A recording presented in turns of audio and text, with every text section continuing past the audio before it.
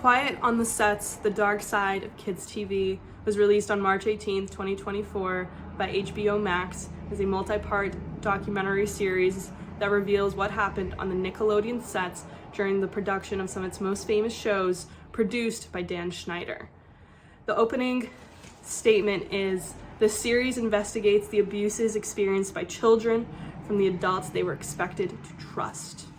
Child acting has always been a point of contempt for many people, many being the child actors who grew up in the industry and many being parents who are scared of letting their kids do this, and many others who get to enjoy watching the production that these movies create, but also having to face the idea that children are being forced into roles where they have to take on responsibility that isn't fair to them.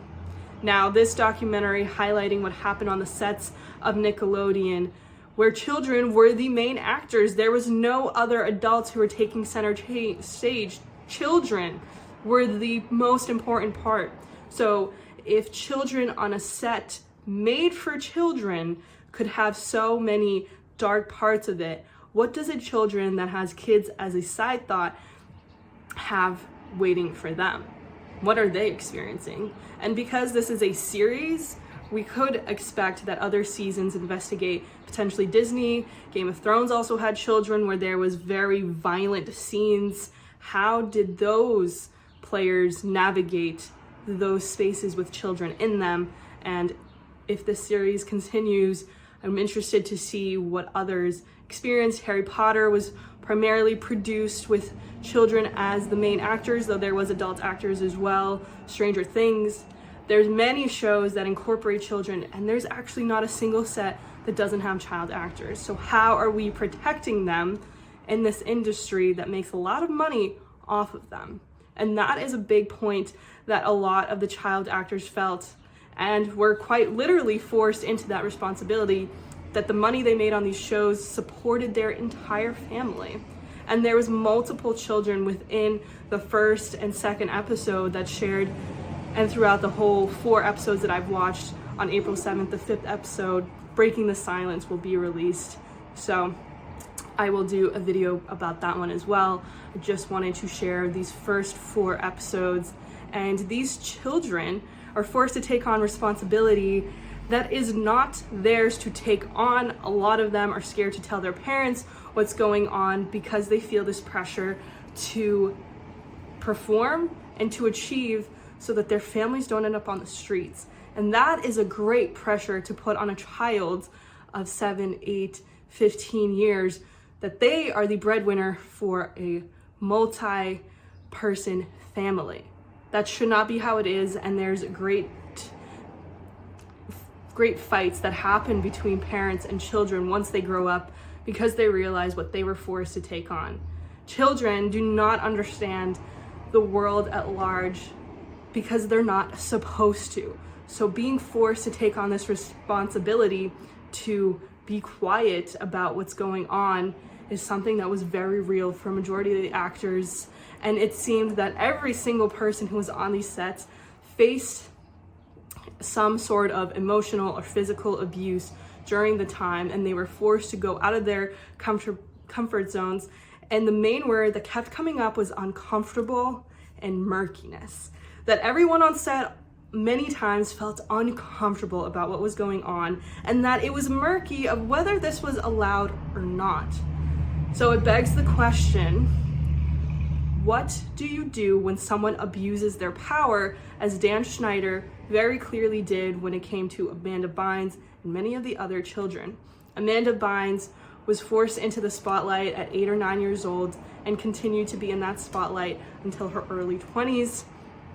And there are many sad tales of a great deal of these child actors growing up and not knowing how to face what they just went through for 5, 10, 15 years, where they were forced to take on more than they should have ever had to. And Nickelodeon was asked to speak on what happened, and they said that they always investigated any claims and any issues, and that they did everything they could to make sure that everything was okay. So there was abuse for the adult writers as well. There was a lot of them that experienced emotional abuse and were forced to do things that were not okay in any regard, and especially the female writers. Dan was very dismissive of any female writers' input, while the male writers were given free rein and had full salaries, while the female writers had to split their salaries, which goes against the Screen Actors Guild. And one of them even went to the Screen Actors Guild and told them what was going on, and Dan threatened action against her. He retaliated against her, saying that. The other female writer decided to leave the show and left the other one, who was told by Dan that she would be working for 29 weeks but would only be paid for 15 of them. So she was going to have to work for free for about 3 months. And how, in any way, shape, or form, is that okay? But why did they keep their silence? A lot of them spoke of fear on these sets, that whenever Dan walked onto these sets, people were scared. They didn't know what he was going to say next. Sometimes he was in a really good mood and joking and laughing with everyone. And in other moments, he was mad and he would yell at people. He would throw things. He was exhibiting behaviors that were inconsistent, and people didn't know how they were supposed to act or feel. So you could see that a lot of the writers and child actors just smiled or laughed, or just like, okay, like if they got scared by him, if they were being touched too much by him, they didn't know how to react. And why? Why did everyone just continue to abide this behavior? They didn't want to get fired, and they knew that Dan Schneider working with him could boost their careers and propel them into a sphere that they were relevant in an industry where you had to fight tooth and nail to survive, because the pay wasn't always great, and to have people talk about you in a positive way and to have your name in rooms where you could get new opportunities. And the abuses that they faced, one of the female writers decided to leave and talk to a lawyer and have an investigation on what was going on. She became a whistleblower, which in any industry basically means you are not going to work at another company again. And she understood that this would ruin her career and she probably wouldn't get a writing gig again. And she was right, she never did. But she said, I want to do this to protect people going forward. And it didn't go as far as she wanted to.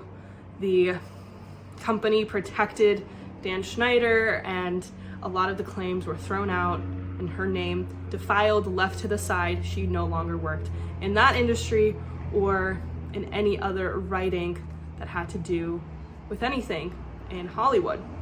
So it asked the question, is it worth staying in these environments to propel your career? Are you responsible for somebody else's emotions? One of the writers decided to leave, which left the other one alone.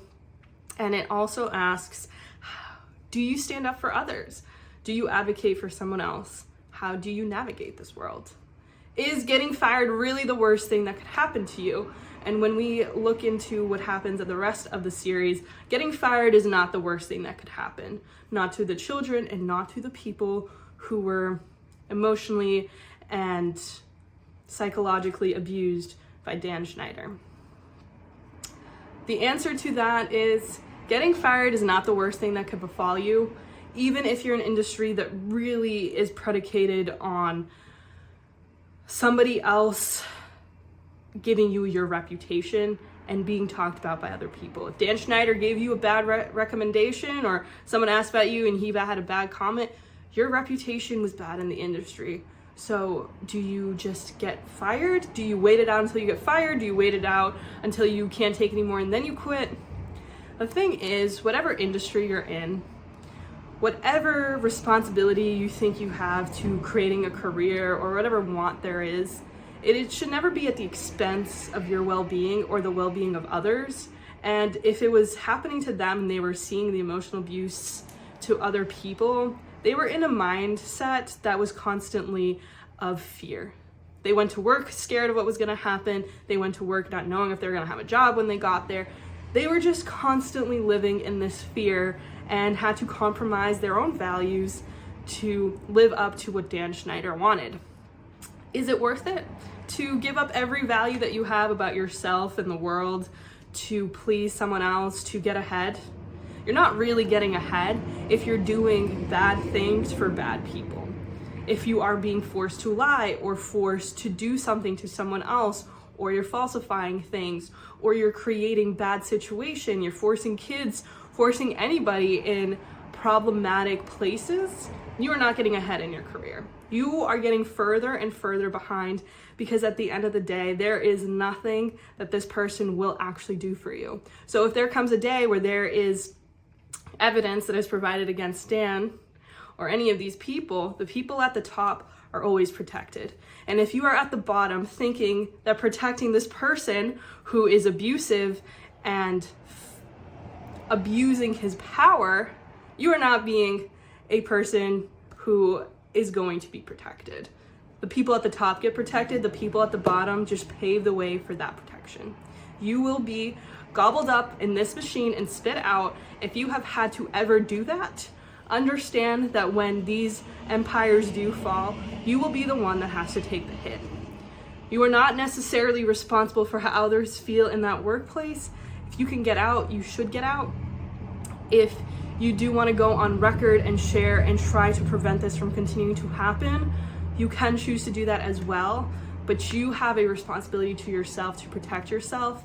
And if you are a person who is in charge of taking care of a part of the population that doesn't have the full capacity of their own lives, you need to take that job very seriously and understand that if a person above them is abusing children, that is not an okay stance for you to take, and that whatever befalls him is also going to befall you.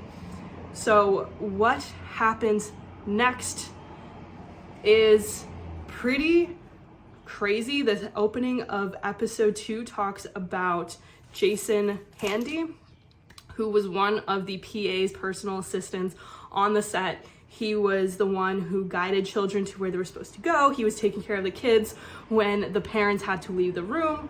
And on a set, a child is never to be left alone. They always have to be within eye shot or earshot of an adult. But there's no specifics as to who that adult is supposed to be. Sometimes it's the parents, but oftentimes it is the people that are employed by the company. So Jason Handy was in his mid-20s when he started on these sets. He took care of the children, everybody liked him, and then it was revealed that he got far too close to a great deal of the female actresses, the little girls who were on the sets.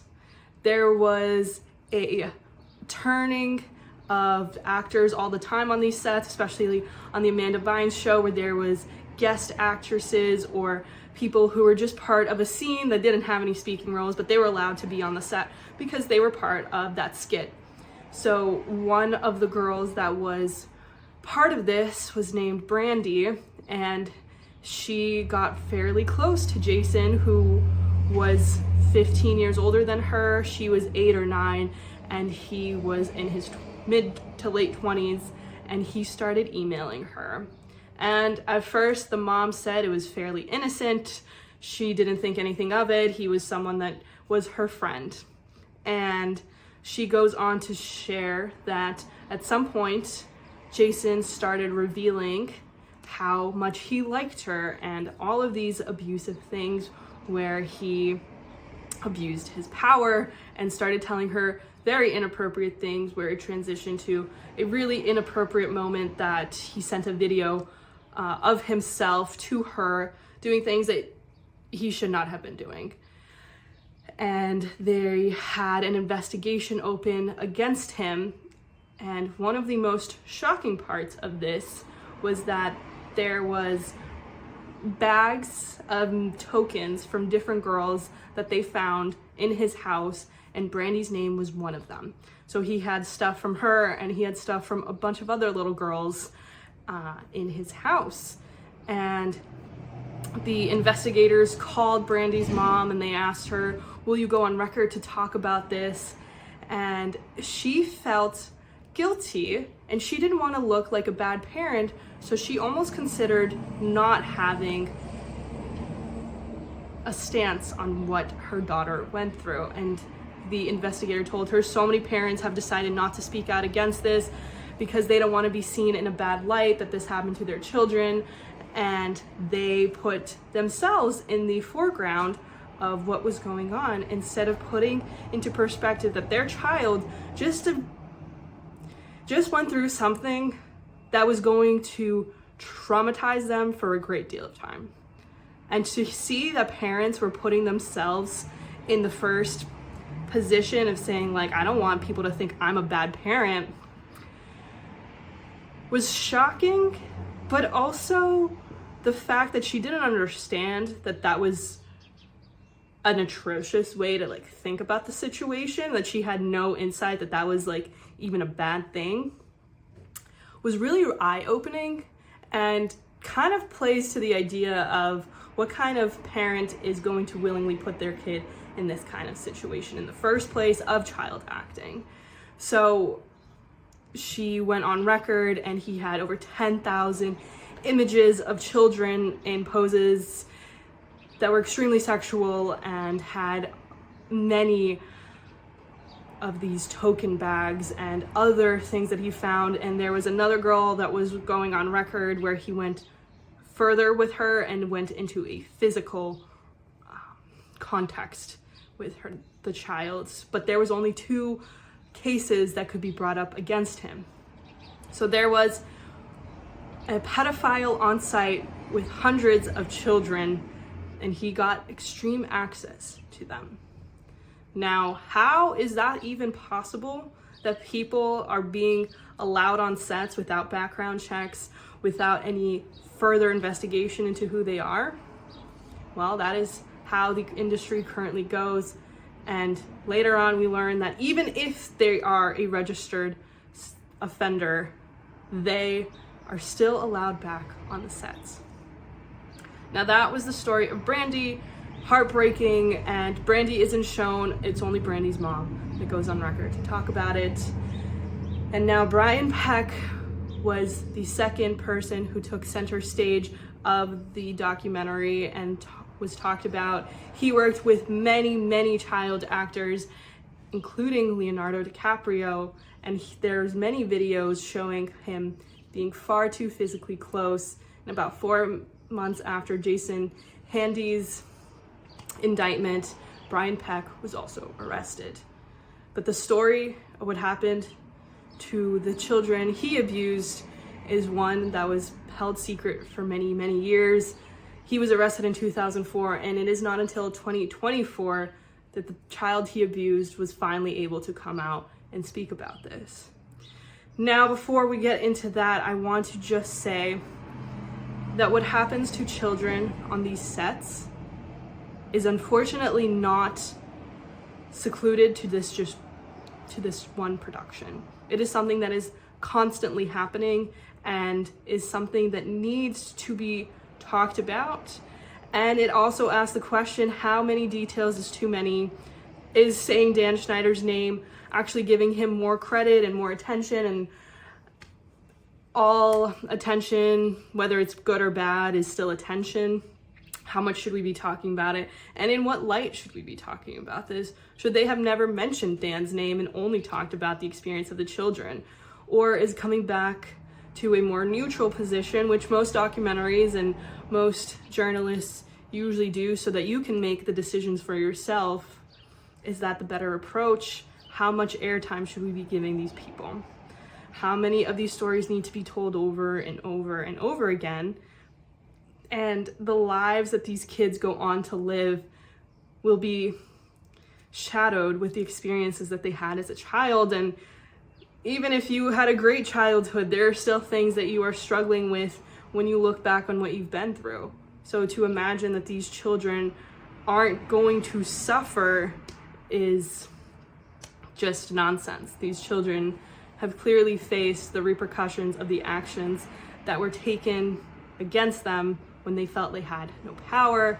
And a lot of the times these kids felt like they couldn't stand up. They didn't want to lose their job. So when people abuse their power, do you just stand back and allow it? Should these parents have known? These are all questions that are hard to answer. And how much are parents responsible for what happened? How much are the producers responsible for what happened? How much are the adults on set who were not filming but who were in costume design and in wardrobe and in other parts of the show? How responsible are they? And how responsible is everyone that's involved? And to be very clear, the responsibility should never be on the child to have to stand up and protect themselves. That should be something that their caregivers, whether they are their parents or the caregivers on set, are doing that for them. And based off of what I've seen in this documentary, that just does not seem to be the role that all these adults are willing to take on to protect the kids, whether it's theirs or others. They wanted the money, they wanted the fame for their kids, so they didn't say anything. They didn't ask too many questions. And these kids, because they felt like they had to take on this responsibility and be quiet so that they didn't get fired, it's not hard to realize people were just being quiet on set, which is a pretty powerful name to give to this documentary, that being quiet is the reason why all of this could happen for 25 years, for many years before that, and who knows how much it's continuing to happen now. There is more exposure of what was going on, but it's been 20 years since what Brian did has happened, and it's only being talked about to the level that it is right now.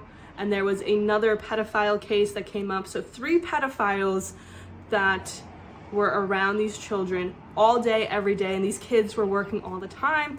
And they even admitted that there was violations in how many hours they were supposed to work. Their child is supposed to work only so many hours on a set, and they are supposed to be studying the other times. But we see that Amanda Bynes wasn't really forced to work that much for school, and that she was always with Dan Schneider by herself.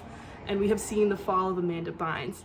And it's an interesting trajectory to see that the kids from about 5 to 10 all the way up to their early 20s seem to be okay.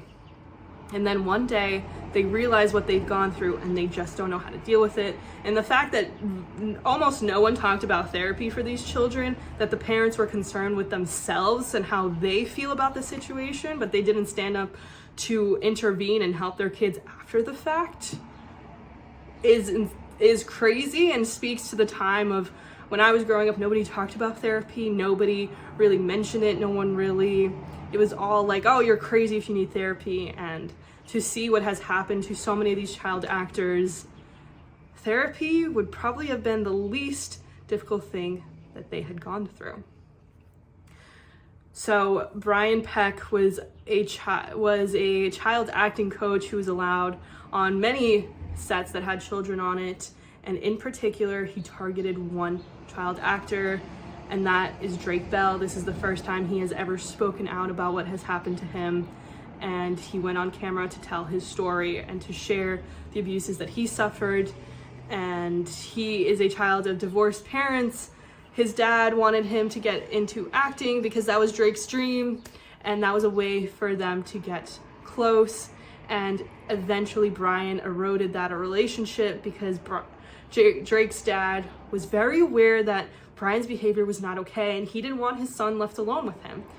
And Brian kept wedging his way between Drake and his dad until it came to a point where Drake was like, okay, I don't want my dad as my manager anymore. And Brian became Drake's manager, and his mom got full custody of Drake, and Drake lived with his mother, and his father had really left the picture. But Drake's dad told his mom, make sure he's not left alone with Brian, make sure, because he is not behaving in a way that is okay at all. And when Drake's dad brought up these thoughts to the other members of the production, they told him not to worry about anything, that he was just being prejudiced because Brian was gay, and that there was nothing for him to worry about. And so Drake's dad left it alone, but made sure to tell his mom that Drake should not be left alone with Brian.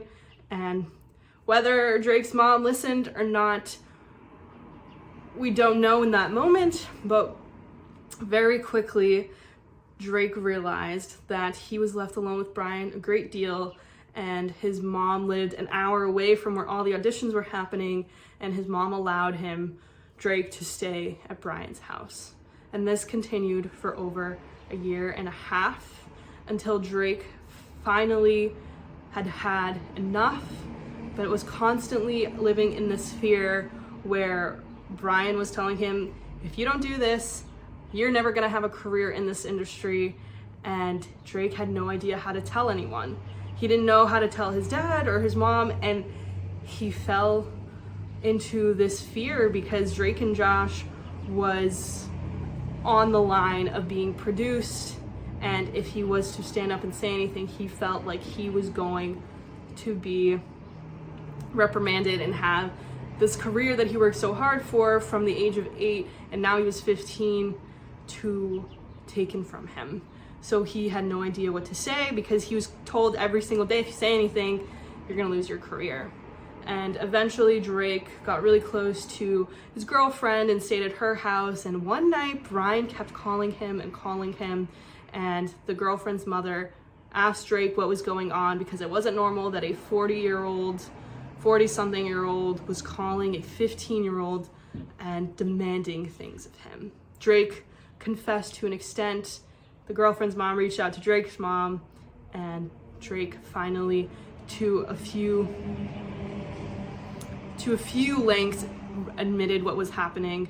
And this was going on for over a year and a half at that point, and Drake was forced to reveal every single thing that he went through to the investigators in explicit detail of what was going on and all of the sexual abuse that was ongoing within that context of what was happening to him. And they even had to have Drake call Brian and force him into a confession.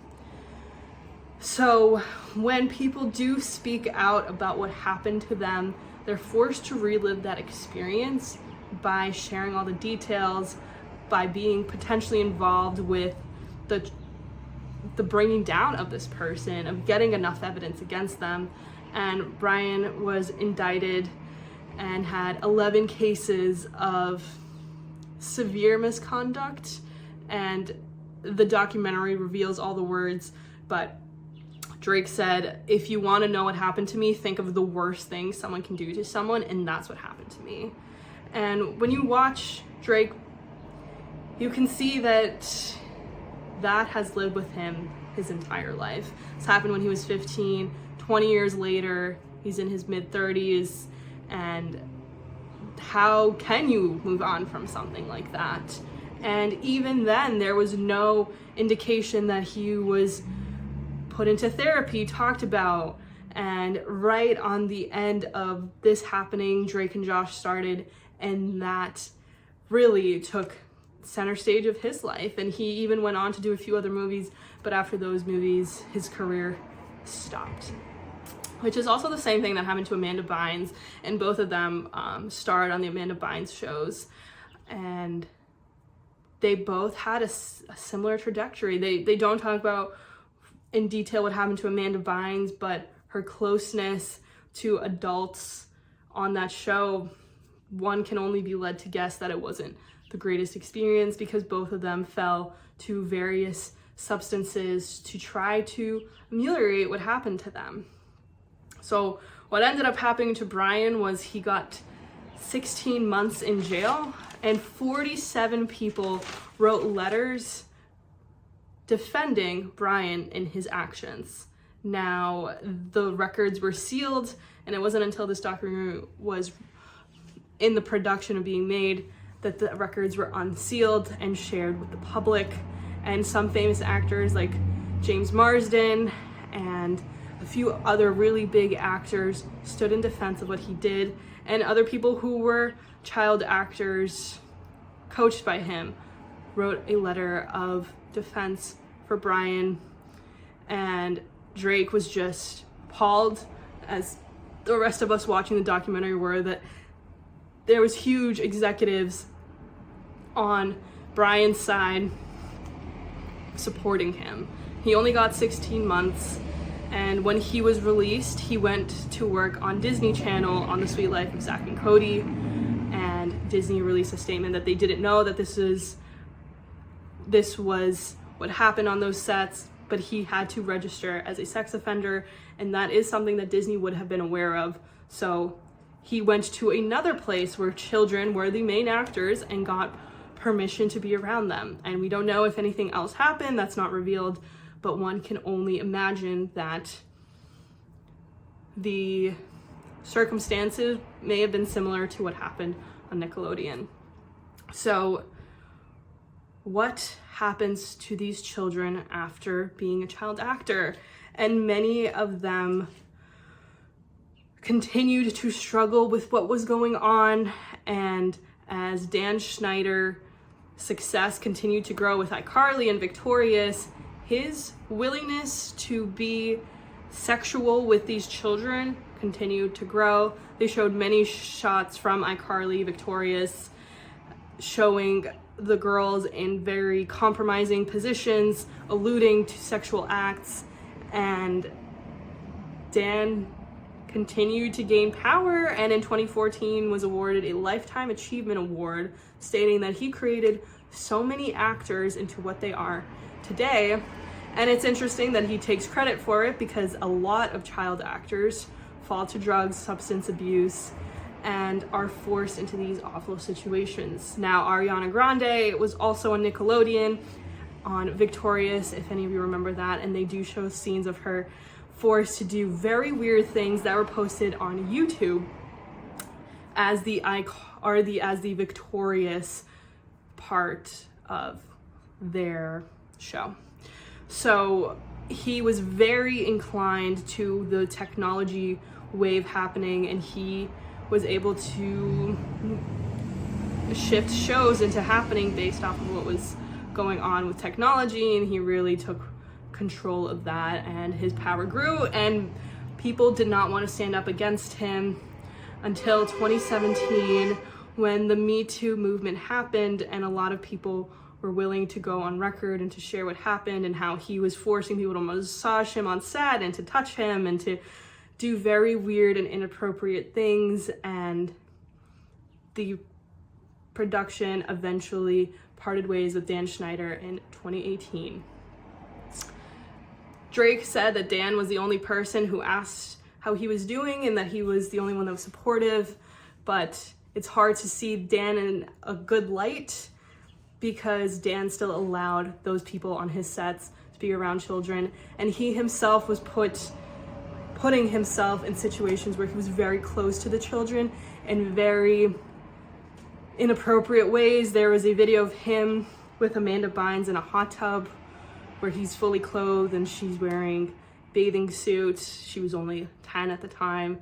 His inappropriate closeness to the children is just something that isn't okay, and something that these kids have had to deal with the rest of their lives. Jennette McCurdy came out with her book, and was the first time that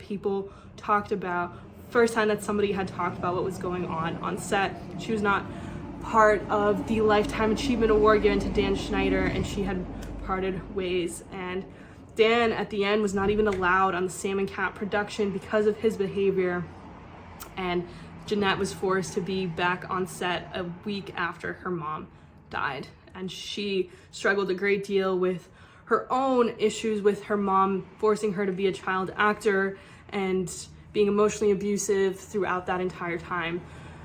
So it's as if there's multiple layers of these children being abused, whether it is from their parents or from the producers or from the outside world continuing to say everything that they're doing because they're getting the accolades of millions of people are watching them, they love the characters, and they feel the pressure to keep that image up.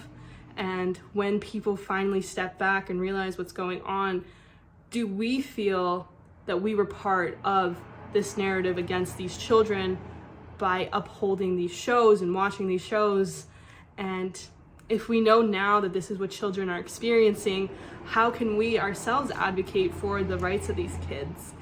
and it's hard to know where that line is drawn.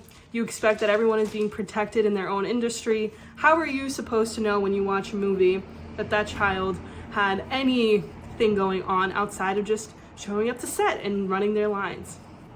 Is it naive of us to think that nothing is happening behind those scenes, especially when child actors reveal to us that they have?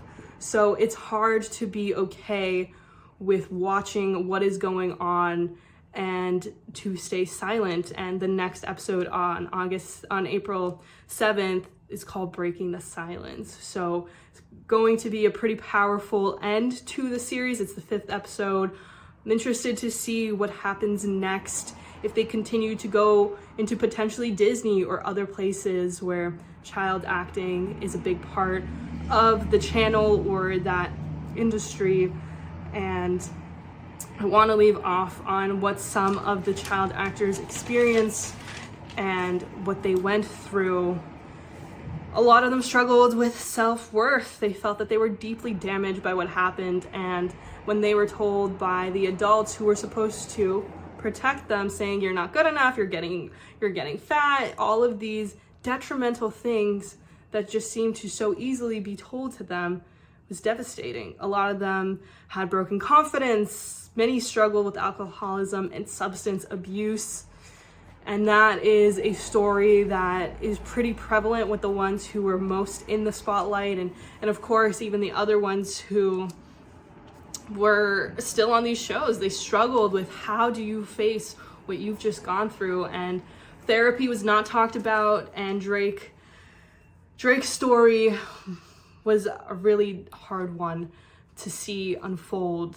He left Drake and Josh, he got another album signed, he did a few movies, and then eventually he struggled with alcohol a great deal, used that as a way to deal with what happened to him.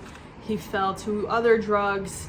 He just kept getting into bad situations. He had multiple DUIs, and it even came out that he was inappropriately messaging children. It didn't turn to a physical, but that there was allegations against him doing or having these exchanges with minors. So if we don't treat children well, they grow up and they don't know what to deal with, how to deal with it. And that is a hard reality to witness, that Drake fell to the same things that other people were doing to hurt him, and he stopped. He got out of the spotlight. He went to therapy, and that really was what saved his life. And he said that was the first time that anyone cared about what happened to me.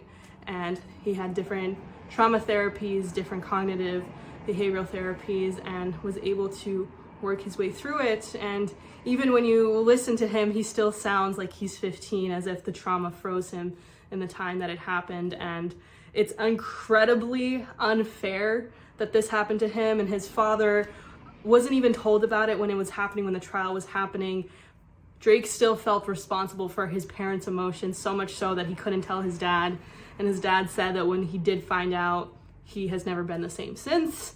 And it's interesting that yet again, the parent is being putting themselves into like, this really hurt me, and instead of, and of course he did care of what happened to him, his son, but it's just shocking to see how many times parents will go back to the idea of this hurts me, and not putting the spotlight on their kids, saying like, I don't know how to help, but I want to seek professionals who can help. And that is a tough thing to deal with as a child, to witness this of other parents and wondering to what extent that falls on you as well as a child. And then one day you may have the responsibility of growing a child into an adult as well, and how you navigate that will most likely be influenced by the ways your parents did it for you, but hopefully it's influenced to take better care to protect the most innocent parts of our society,